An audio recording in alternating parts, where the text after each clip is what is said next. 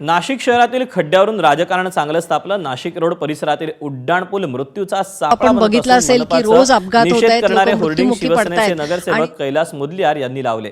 तर दुसरीकडे राष्ट्रवादीच्या नगरसेवकांनी 15 ऑगस्ट पासून उपोषणाचा इशारा दिला। 15 ऑगस्ट पर्यंत प्रशासनाने खड्डे बुजवले नाही तर आमरण उपोषण करण्याचा इशारा देण्यात आला आहे।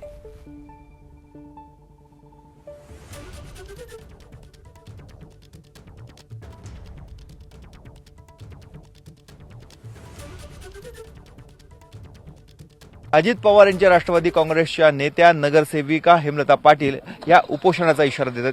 आपण का उपोषणाचा इशारा देताय? नाही, शहरामध्ये अतिशय अभूतपूर्व अशी परिस्थिती आहे। गेल्या 35 वर्षापासून मी नगरसेविका आहे, परंतु अशी परिस्थिती मी कधीच बघितली नव्हती आणि केवळ मिसमॅनेजमेंट म्हणजे कुठलंही नियोजन व्यवस्थित न केल्यामुळे आणि सिंहस्थाच्या नावाखाली किंवा सिंहस्थाच्या मागे लपून हे सगळे उद्योग केलेले आहेत।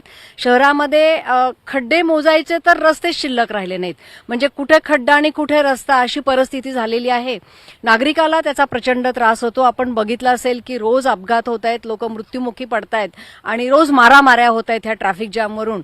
आता मी प्रशासनाचं जिथं डम्पिंग केलेलं आहे तिथं आलेली आहे आणि त्या ठिकाणी आपण बघितलं की एवढ्याशा मटेरियलमध्ये हे शहरातले खड्डे बुजवणार आहेत।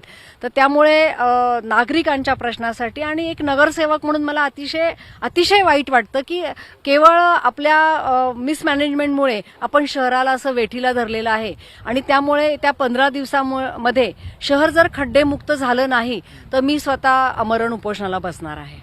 कॅमेरामन मंगेश सोनवणेसह मुकुल कुलकर्णी, एबीपी माझा, नाशिक। एबीपी माझा, उघडा डोळे बघा नीट।